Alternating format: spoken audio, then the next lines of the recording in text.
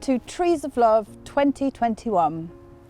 This year, with restrictions eased, we're delighted to be opening up our hospice gardens for you once again so you can visit the Trees of Love and find your beautiful doves and dedications.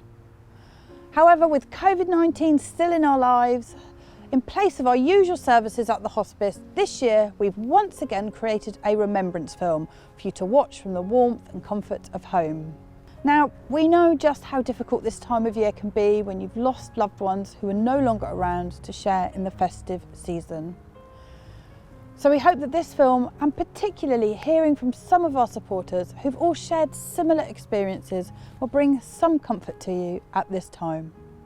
So today we have words from Martin Yates, who many of you may already be familiar with from the hospice, who is our spiritual care lead in Canterbury.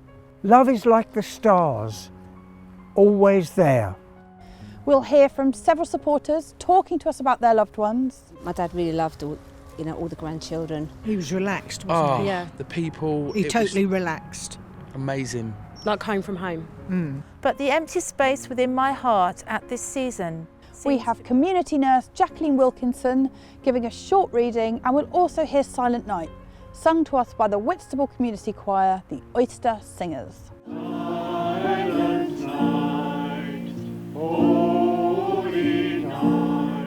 So sit back, make yourself comfortable and get into the festive spirit with a mulled wine and a mince pie and enjoy.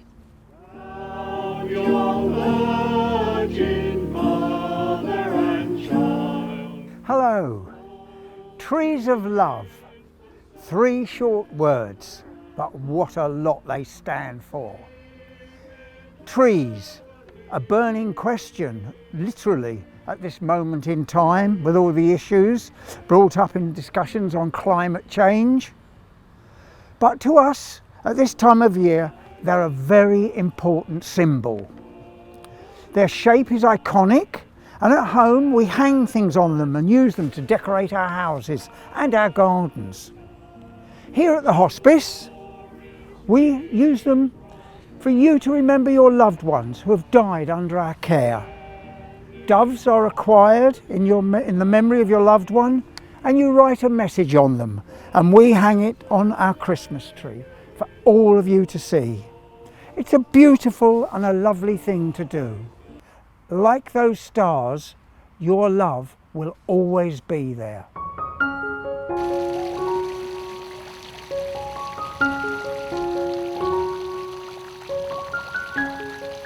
So Jill, tell us a little bit about who you're remembering today for Trees of Love. I'm remembering my dad, Charlie.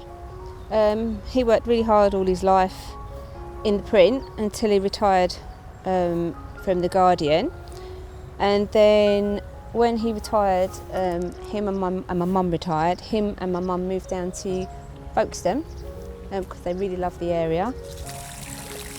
So most evenings, late evenings after dinner, he'd just go down to the pub to see his friends, have one pint, talk about the football, put the world to rights. So Jill, what was your experience of the hospice and how did we help you and your dad when he was ill? Hospice nurses were helping my mum at home with my dad for about a week or so before he came in. And then it got to the stage really where he needed to be in the hospice. And he came here. It was so peaceful, the staff were so lovely and caring, and it was lovely and clean. We could come and see him whenever we wanted, so could my mum. And it's lovely today because I can see the room just behind you there. Lovely. Where he was, and we used to come and sit, me and my mum and my sister would come and stand on the balcony, look over into the garden, and they was just getting the tree all ready for the carol service that night. The Trees of Love while you were here. Yeah. So Jill, you mentioned that the service was happening while your dad was here. Can you tell us a little bit about why Trees of Love is so important to you and your family? The service happened the day my dad died. My dad died on the lunchtime of the day of the carol service, and the few days before we'd watched them set all the tree up and the lights was on and the fountain was going, and we'd all come up as my dad died, And then in the evening we had all the grandchildren, so we decided to take them out and feed them, and then we all came back to the carol service in the evening. And then since then we've come back every year.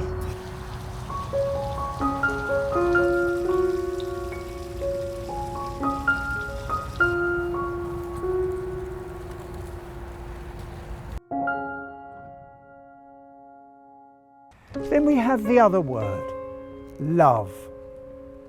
Oh my, what a lot is contained in such a small word. And we bandy it about so much. I love fish and chips. Let's watch Love Actually again this year. All you need is love. Ooh, it's so lovely. And of course, those magical 3 words, I love you. So we'll start off by putting the A's, B's and C's on the little tree on the left hand side and the D's, and then we go on to the big tree in the middle. We always get a wonderful festive feeling when our staff and volunteers begin preparations for Trees of Love at Thanet, Ashford and Canterbury.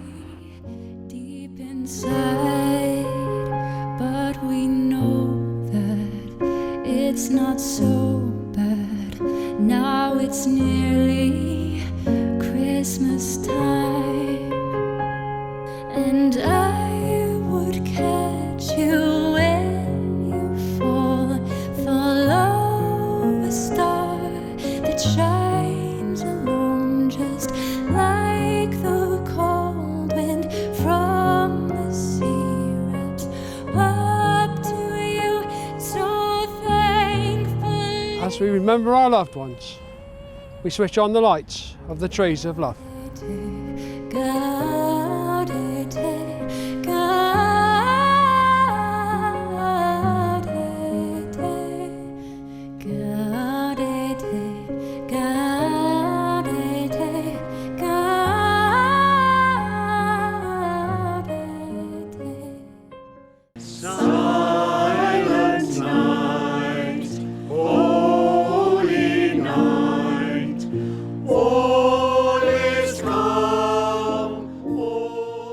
Christmas Memories by Arden Lansing. When snowflakes dance on winter winds and coloured lights shine Christmas cheer. When children's laughter fills the air and family gathers from far and near.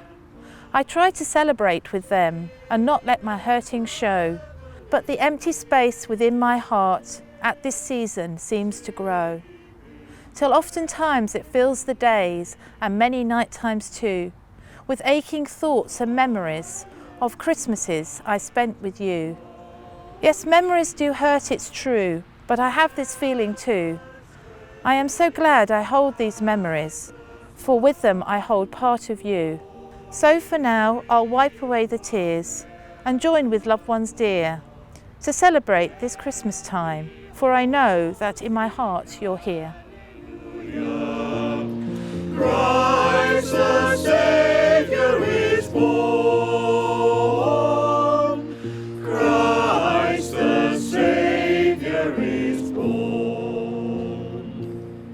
So what was your experience of the hospice and how did we support your husband and your dad while he was ill? For me it was just when we got transferred from the hospital to here, for me, I went into kind of like a panic mode thinking, oh, okay, it's the hospice, that's it. It's going to be for me, I thought it was going to be a place of, I don't want to say it, but like death and sadness. And it was just unbelievable. It was the most loveliest, natural place. We literally got my dad back. Like, I've never seen him so energetic, and obviously towards the end of his life, but it was such a change to see him, and the ladies here. He was relaxed, wasn't he? Yeah. The people. He totally relaxed. Amazing. Like home from home. Yeah. It was lovely. It was peaceful. It was relaxing. No worries anymore. No. No more being pulled about or having to have, in the hospital or anything like that. And we got him back. And I think with Dad was he wanted to keep his dignity. He didn't want to be at home He knew what was going to be happening. He didn't want to be at home for that, to put us through what would be at home. So he wanted that dignity, and that's what they gave him, I think. Here, they treated him like... It was incredible. Dad. They called him by his nickname, Cracker. They didn't call him Bobby or Robert, they called him Cracker. From the day he entered, the whole way through. Just nurses here, you can't applaud him enough, really. So tell us a little bit about Cracker. What was he like? Lovely. He worked in Dover. If anyone knows Dover, he worked at the paper mill for over 30 years. And that closed when he went to the Harbour Board in Dover. He loved football. He was a Tottenham supporter, and I'm an Arsenal supporter, so that made a big clash. But we got on all right with that. And he loved football. He loved drink. He played Skittles for his local team all his life, and he loved beer making. But from retirement, he went into beer making, didn't he? Experimenting, cheese. He had his man cave up the gin, he made champagne. Yeah, after his own operation, he made a shed up the garden. His He liked alcohol. Yeah, he was always up the shed making cheese and different things and experimenting. We always used to go up there and be like, what percent is that beer? And he used to know. He'd be like, I want 8% that one. We're like, okay. But always trying different beers, ales. Yeah, cheese making. Good family man as well. Family man. Yeah, he brought us up. But he wasn't Brilliant just our granddad. dad. We were all friends. We were best friends. So, we were very, very lucky. So why is Trees of Love so important for you and your family? Well, I think because Rob went, we lost him 22nd of December. The hospice then was full of the trees, and we saw the remembrance actually and everything on there. The whole place lit up at Christmas. It was such a wonderful place, and I've been to the services, and it's been nice to be with people. Nice to that you've gone through the same experience together.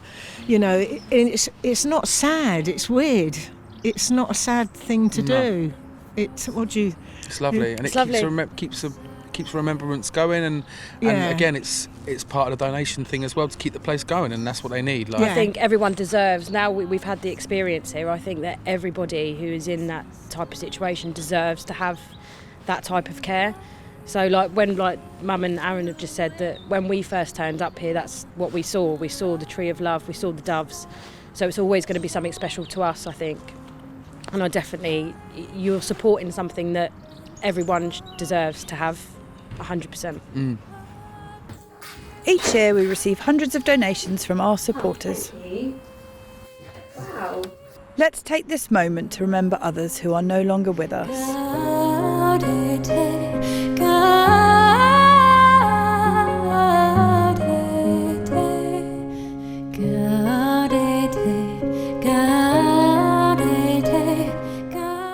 In the small act of getting a dove to write a message on and then hang it on the tree, we can say an awful lot. We express our undying love for someone who is no longer with us. And the wonderful thing about love is that it never dies. In fact, it grows and deepens. Love stays in our hearts for those who have died, and when we think of them, the love in our hearts grows and it deepens. And love is like the stars, always there. So when you think about your loved one that you have bought your dove for, and think about the stars in the night sky.